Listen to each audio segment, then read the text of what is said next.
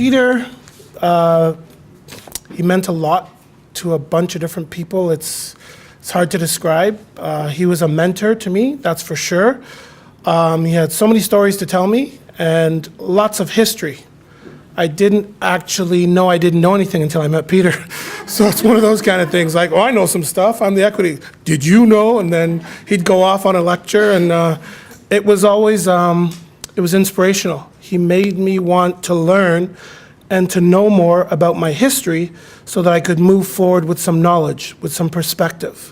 And a lot of us go through life sometimes moving forward, struggling a little bit, but not knowing our history. And he taught me that if you don't know your history, you don't really know much. So that was Peter. I'm going to ask now that the president of CUPE Local 79, Tim Maguire, brings greetings.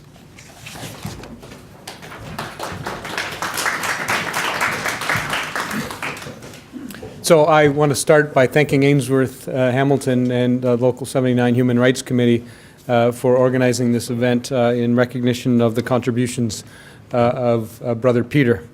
And it is very fitting, especially because, as Ainsworth said, Peter was in his own right an historian of the black struggle and of workers' struggles.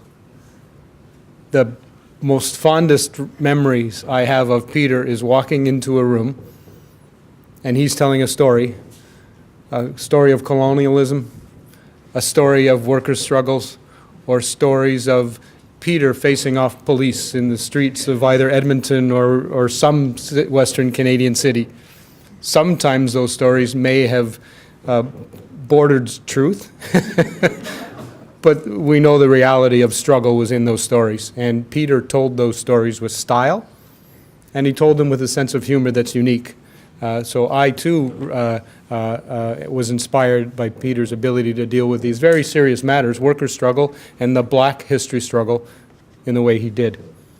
Peter was a proud union member and a CUPE Local 79 activist with a proud history of his participation in the union. As I started to become active in the union, that's the time when Peter was on the executive board of Local 79. And he served on the bargaining committee, the human rights committee, and other committees of the local. But I also want to talk about his work. Peter was a planner. That was his job. Local 79 represents workers providing various services across Toronto, and one of those services is planning. If the city needs to plan its communities and build a city, it needs its planners, and that's what Peter did. A former president of CUPE Local 79 and CUPE National, Jeff Rose, was also a planner. So Peter continued that proud tradition of being a union activist from planning. Everything Peter worked for and held dear furthered the cause of social justice, human rights, and labor rights.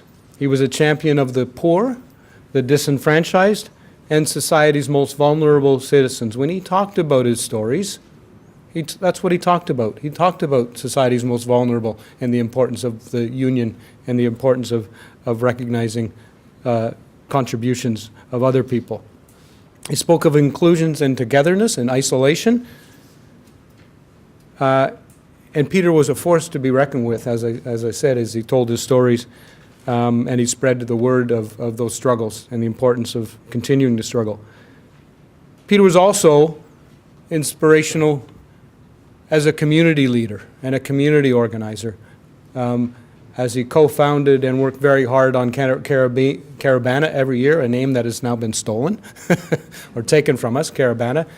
So he showed the way also to how to lead in community organizing and community activism, and also in a way that can be fun. Carabana is fun, and he helped it make it that way. So we want to recognize Brother Marcelline and say, rest in peace, brother. You have passed the torch on to the rest of us. And today we have a number of members of Local 79 that are on our bargaining committee, and we will have to go back to bargaining tonight. But we carry the torch that Peter once carried in making sure that we protect workers and that we continue to fight for social justice in the workers' struggle. But it's also important that we continue to fight for equity, and we do that at the bargaining table, and we do that in other ways in the work we do. And I want to thank Peter for his contribution, and I want to thank his family for being with us as we recognize the contribution Peter made. And with that, I'll just say thank you, brother.